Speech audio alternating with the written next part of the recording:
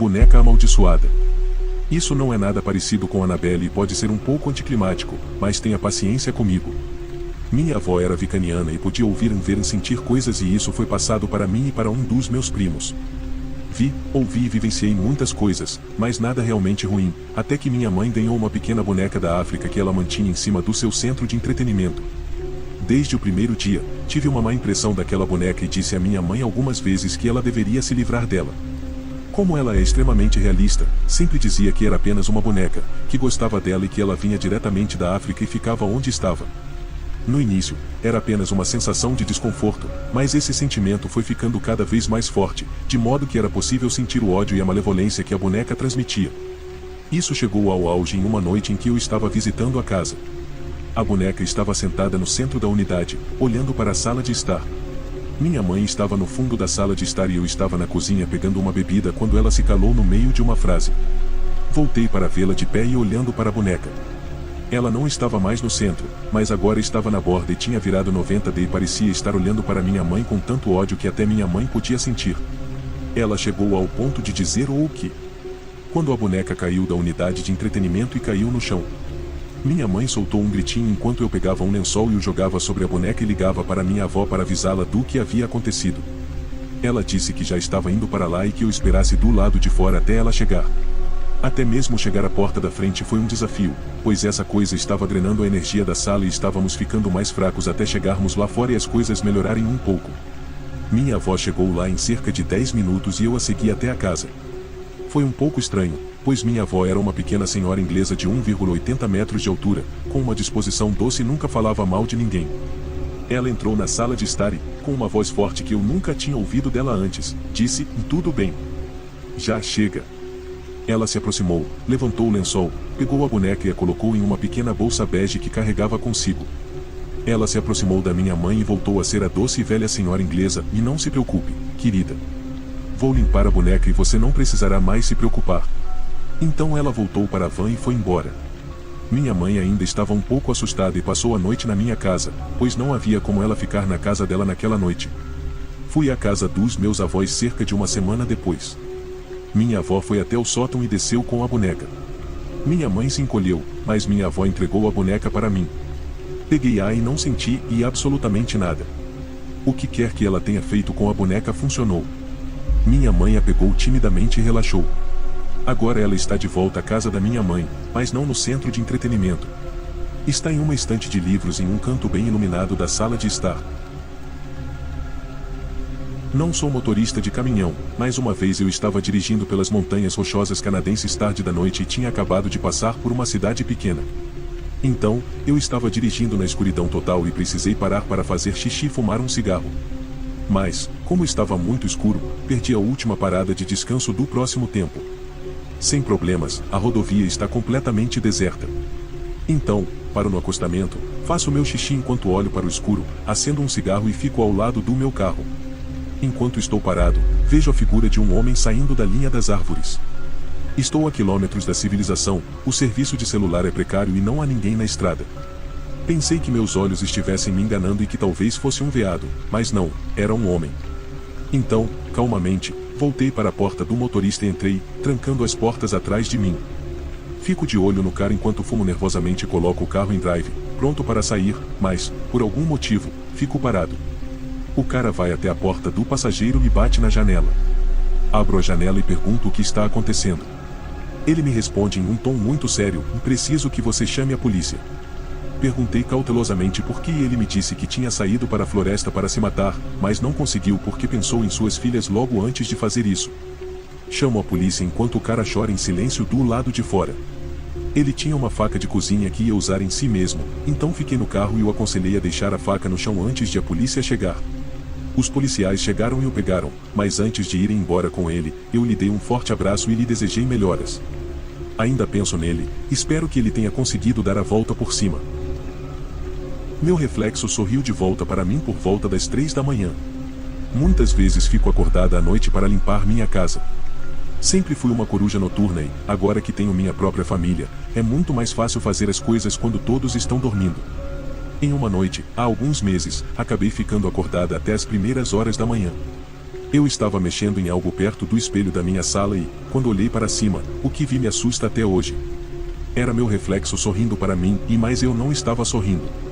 Sei disso porque meu sangue gelou. O sorriso era muito sutil, mas não era amigável. Era maldoso, raivoso e maligno. Eu me assustei, pisquei algumas vezes e voltei a parecer normal. Agora tento ir para a cama antes das 3 da manhã. Desde que eu era uma garotinha, algo me segue em meus sonhos, mesmo depois que me mudei de um continente para outro. Ele se disfarça como algo que não é. A primeira vez que sonhei com ele, ele assumiu a forma de uma pintura da Virgem Maria da minha igreja. Ela estava sorrindo com o mesmo sorriso que eu via no espelho. Agora tenho 32 anos e ele ainda aparece em meus sonhos algumas vezes por ano, disfarçado de uma pessoa amigável. Ultimamente, ele tem tentado me convencer a confiar nele. Não consigo me lembrar do que ele diz, mas tenho aquela sensação de perigo estranho. Sinto isso todas as vezes, e em meu sonho, começo a orar incansavelmente a Deus até acordar. Outras coisas assustadoras aconteceram comigo ao longo dos anos, como meu antigo gato que se assustou e arranhou para se afastar de mim enquanto olhava para um canto do meu quarto. Lembro-me de levá-la de volta ao quarto para confirmar o que acabará de testemunhar, e ela reagiu da mesma forma, com a cabeça para cima, arranhando. Eu nunca vi nada naquele quarto. Continuo orando a Deus e esperando o melhor. Qualquer conselho sério será apreciado. Acho que algo está se passando pelo meu gato, aquele que morreu há quase 3 anos. 2020 deve ter sido o pior ano de minha vida. Eu vivia com medo constante de perder minha família, porque todos eles têm problemas autoimunes, exceto eu, e poderiam muito bem ter morrido se tivessem contraído Covid-19. Ao contrário de mim, era um medo muito real de que todos eles poderiam ter sido completamente exterminados e eu estaria sozinha no mundo. Eu já havia sido diagnosticado com ansiedade, mas minha ansiedade não só piorou, como também evoluiu para um transtorno do pânico. Tive insônia, desenvolvi uma hérnia estomacal e minha depressão começou a ocorrer com mais frequência.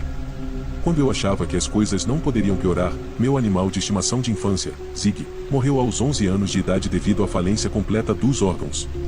Aparentemente, ele tinha uma doença genética que não conhecíamos porque ele foi resgatado. Os funcionários da Petco disseram que ele foi encontrado em uma lixeira com seus irmãos. Ele viveu 11 anos normais e felizes ao meu lado, mas, em meados de novembro de 2020, começou a agir de forma estranha, perdeu 1 tonelada de peso e tinha a respiração mais instável, desagradável e barulhenta que já ouvi. Esse não é o som que um gato deveria fazer, é o som que um idoso em um ventilador faz. Os médicos disseram que ele morreria lentamente, ficando cada vez mais doente, e ele estava sofrendo tanto que meu pai teve que abatê-lo. Fiquei completamente traumatizado. Alguns meses se passaram e acabei adotando 2 gatinhos em 2021, um dos quais se tornou meu novo melhor amigo. Ele é muito parecido com o Zig, pois me segue por toda parte e gosta de dormir na minha cama. Além disso, eles são completamente opostos. Shoaib é tagarela e adora brincar. Zig era basicamente o Garfield, mas sua barriga e pescoço eram brancos. E isso será importante, mas normalmente Shoaib pula na minha cama em direção ao pé da cama, ou do lado direito. Zig sempre pulou no lado esquerdo da cama. Os últimos meses têm sido muito estranhos. Sinceramente, tenho tentado evitar pensar no Zig porque, toda vez que penso, fico preocupado com a morte inevitável do Shoaib, embora ele ainda não tenha 3 anos de idade. Eu já sei que um gato não pode viver mais do que um humano de 21 anos, então tenho pavor de reviver o que aconteceu com o Zig por volta dos meus 30 anos, e às vezes, me arrependo de ter comprado um novo gato por causa dessa terrível inevitabilidade. Não me lembro bem quando, mas recentemente, tive uma discussão com meu pai. Sim, ainda moro com meus pais, é a única maneira de eles concordarem em pagar minha faculdade, e fui para o meu quarto para me acalmar. Estava escurecendo lá fora, então meu quarto estava quase totalmente escuro. Deitei-me na cama e, quase que instantaneamente, senti algo pular do lado esquerdo da cama, e a respiração, e aquela respiração, como um chocalho de morte. Eu a reconheci imediatamente, parecia a última manhã de Zig vivo. Imediatamente me levantei, gritei e corri de volta para a sala de estar. Meus pais tentaram me convencer de que talvez um dos novos gatos tivesse entrado no meu quarto e pulado na minha cama. Mas é impossível que eu não o tenha ouvido respirar. Pelo menos alguns meses se passaram e, embora eu não tenha ouvido a respiração, de vez em quando acabo de me deitar, pronto para dormir, sinto algo pular no lado esquerdo da cama e manter uma sensação de peso constante no lado esquerdo da cama e depois se dissipar. Certa vez, pensei que fosse o Shoaib com certeza, devido ao peso do salto, mas quando estendi a mão para a escuridão, não havia nada. Também sinto com frequência uma presença me observando enquanto durmo e, por causa disso, minha insônia começou a piorar novamente. Isso aconteceu novamente há 2 dias, bem no meio do dia, mas no meu sofá. Alguma coisa pulou e fez o braço esquerdo da cadeira bater, e eu tive que me mexer um pouco por causa do peso.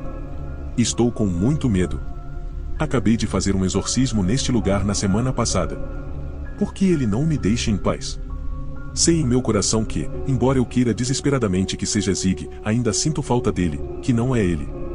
Pensei que se os fantasmas fossem reais, eles não deveriam mais sofrer, porque parece que ele está morrendo. Não pode ser ele, eu me recuso a acreditar que ele ainda esteja sofrendo. Mas se não é ele, não tenho certeza se quero saber o que é. Está tentando me fazer sofrer, fazendo-me pensar que é ele que ainda está sofrendo, fazendo-me pensar que é ele pulando na minha cama, mas depois me torturando por não me deixar tocar seu pelo macio ou ouvir seus doces ronronados de boa noite. Seja o que for, eu só queria que ele me deixasse em paz.